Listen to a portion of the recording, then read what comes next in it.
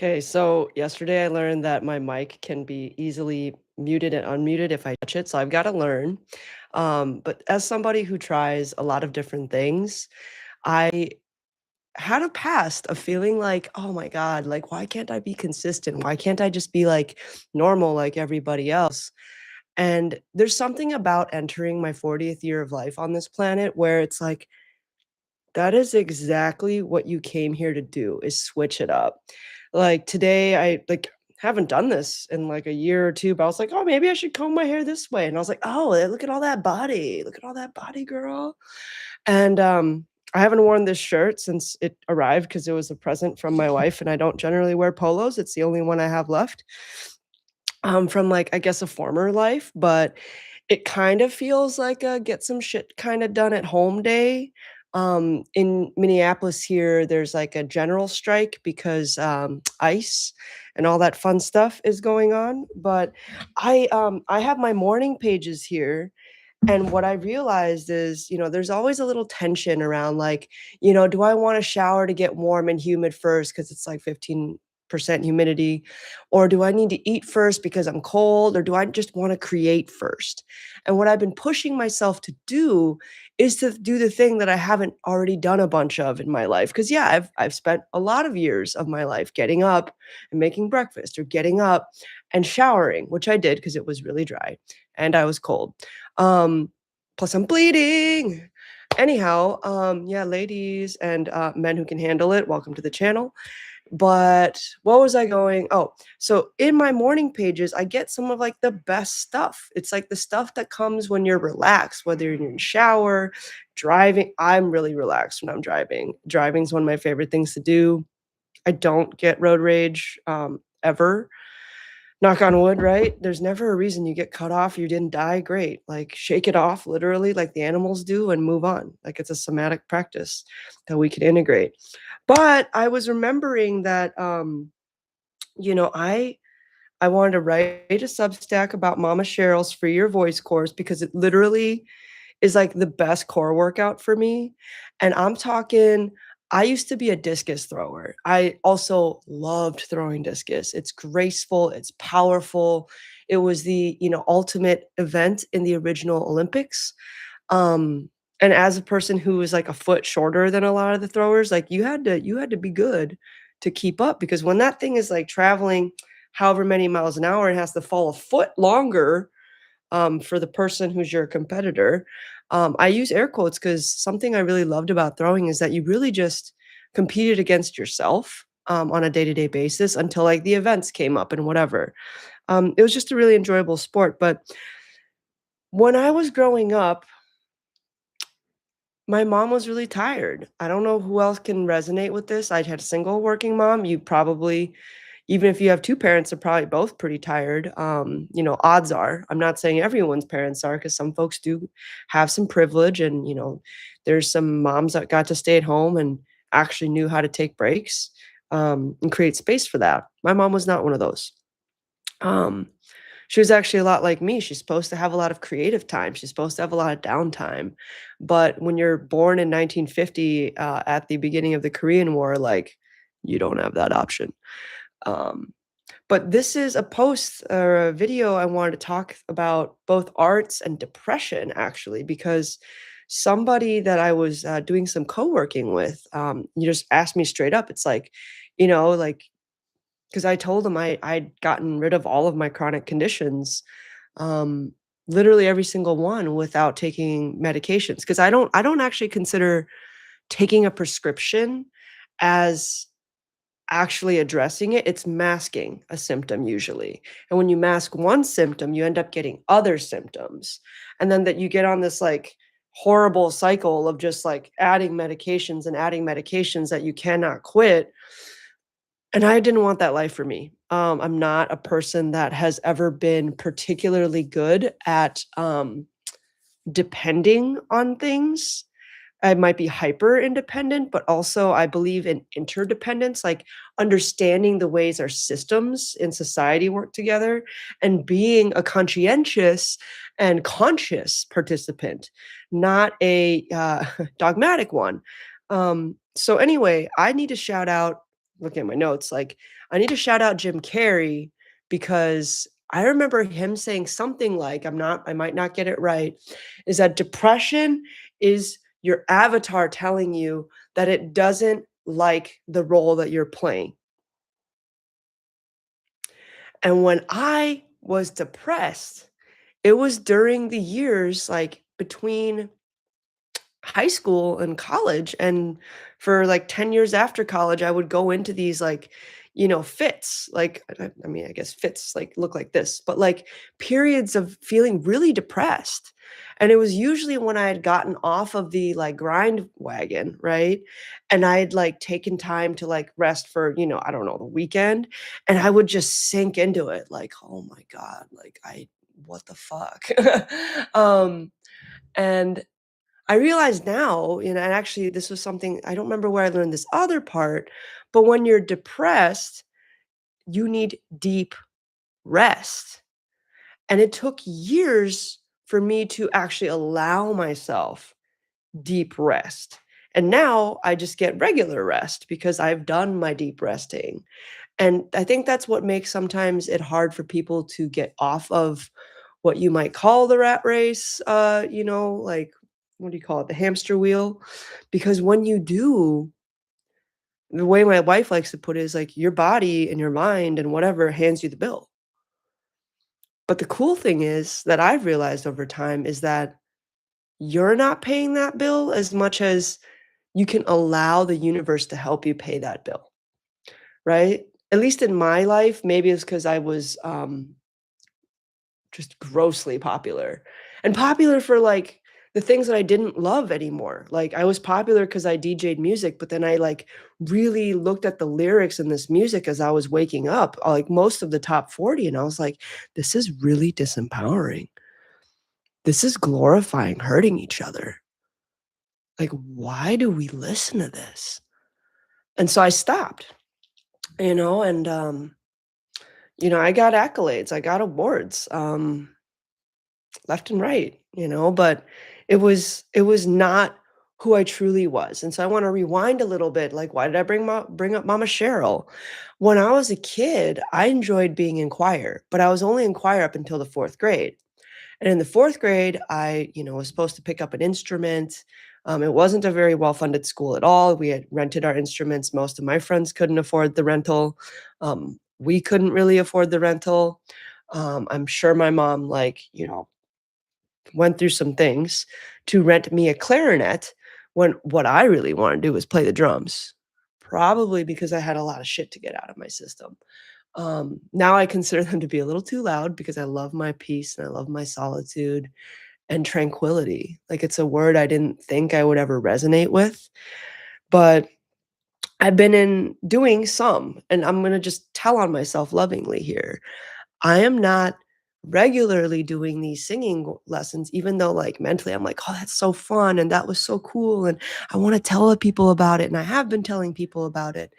And I think this is because I'm still overcoming this idea that I need to do something worthwhile with my time first, because I grew up with a mom, again, who survived a war and extreme poverty, like starving, um, being unable to eat for weeks.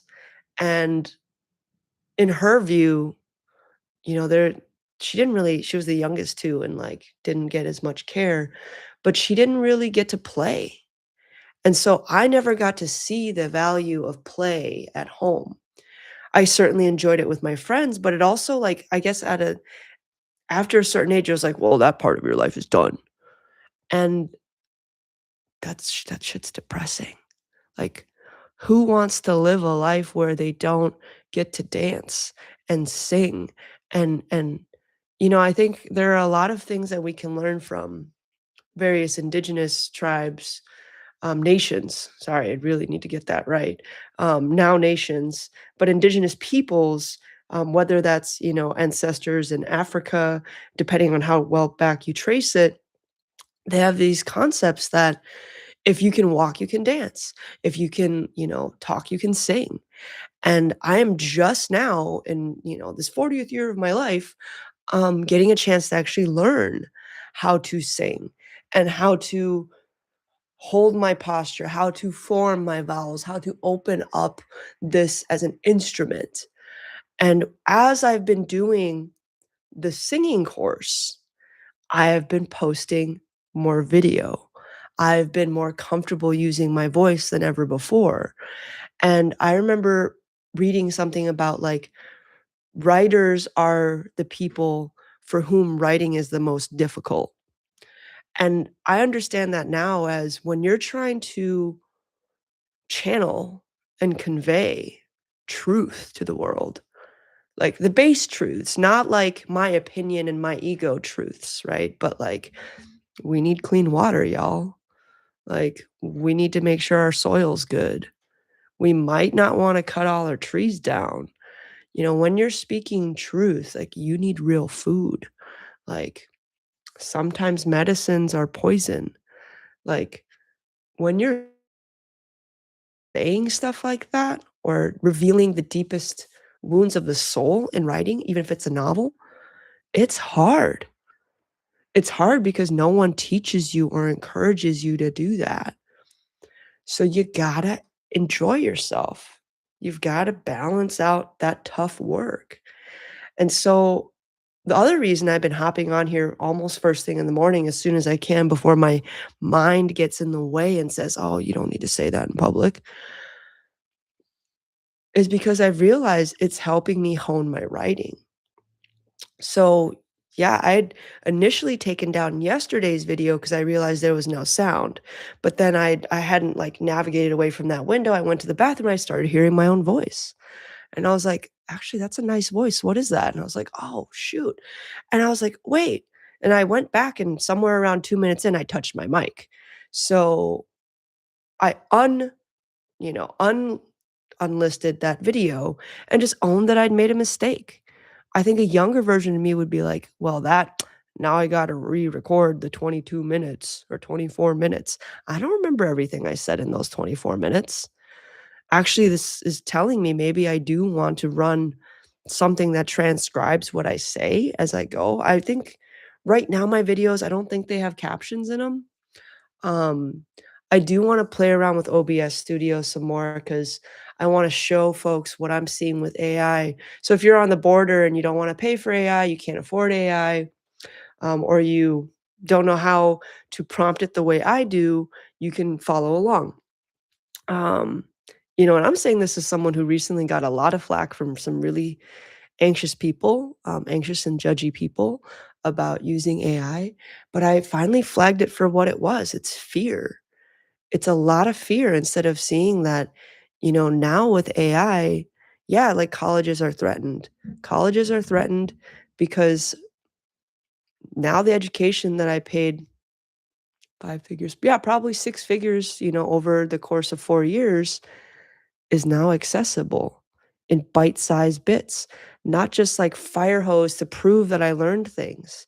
Like it's like there's information, but it's not knowledge until it's integrated, embodied, and synthesized in a way that is coherent, that is effective. And a lot of the stuff I learned in college, like you were just, you just had to do the requirements. Like I didn't learn how to take care of my body in college. They're getting a little bit better for folks who do athletics in college around that area. I didn't learn how to manage my mind in college. Mm-mm. Like, all the most important things, you won't need very much to learn. Now that I'm eating clean, I'm like, I barely spend anything on groceries. Like, I used to spend more than my rent on groceries, And now that I experience, like, deep inner peace and tranquility on a regular basis, like, I don't go that many places to seek out stuff. I have phone calls with people that I like. I have my wife downstairs in another apartment because we fucking nailed that arrangement this year. Um, so all of this, like, entertainment, like, needing to be entertained, I realize, at least for me, is totally unnecessary. And that's kind of horrible if I was educated as an economist, so I understand what the implication for our GDP could be and the global order of how we organize currency exchange and, why it's nice for me to go travel somewhere because, the dollar's so strong. And I guess a part of me is also saying, like, it's okay for the dollar to not be as strong if it means the whole world can be a heck of a lot happier. Because happy people don't go around starting fights and at the macro level, starting wars. Like, deeply happy people spread love and peace and joy. And this is going on now, but I need to realize that I'm really thankful to my mom for basically not providing and not allowing me to do a lot of the things that I wanted to do as a kid, because that allowed me to see all the sides that I've seen, to understand what it is to have a beautifully working body, to be a prodigy, and then to basically lose it all and then come back from it.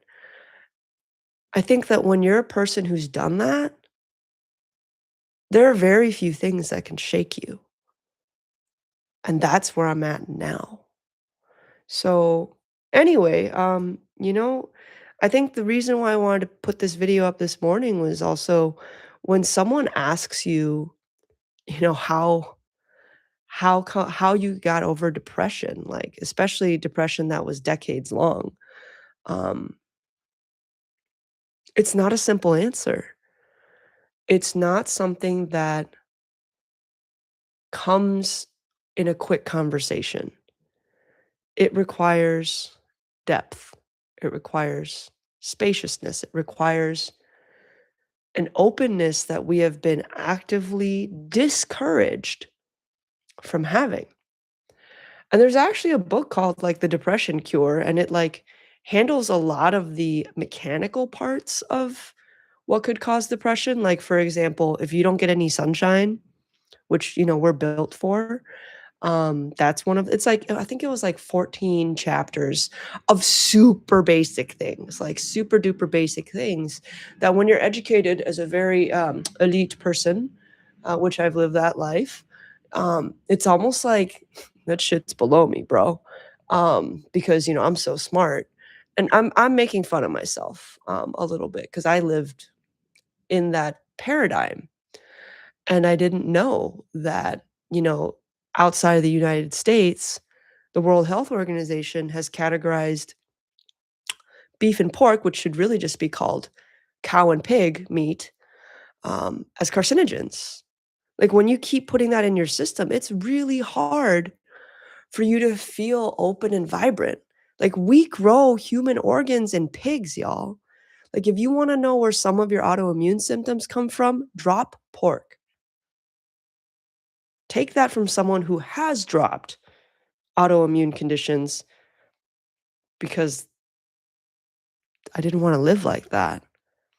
I'd had enough, like, when I first got a bladder infection and then when I got medicated for ADHD, which I no longer have, um, I mean, like, you be the judge. I basically, I don't have any problems with whatever symptoms can be labeled that now.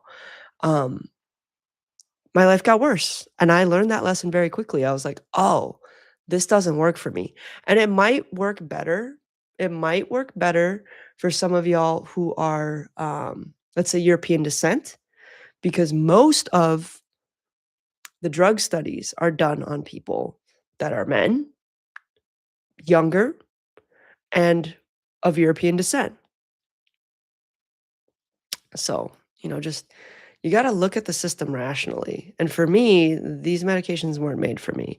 But what works exceptionally well for me is like removing stuff. For a long time, I was like, I need to like have the best supplements, or I need to have um like the traditional Chinese medicine herbs or else, right? Turns out a lot of the things that happen in your body, thank you, Deepak Chopra, are affected by your thoughts and your beliefs and your consistent actions or inactions that come from that. For example, when I thought I was sick, I didn't want to move my body in any way. I was like, I hurt.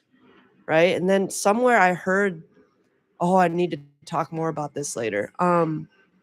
Somewhere I'd heard that you basically need to like switch your identity, not just fake it till you make it. Like that can work, I guess, but the fact that you're calling it faking it, I think really like pulls the rug out from you when you're just getting traction.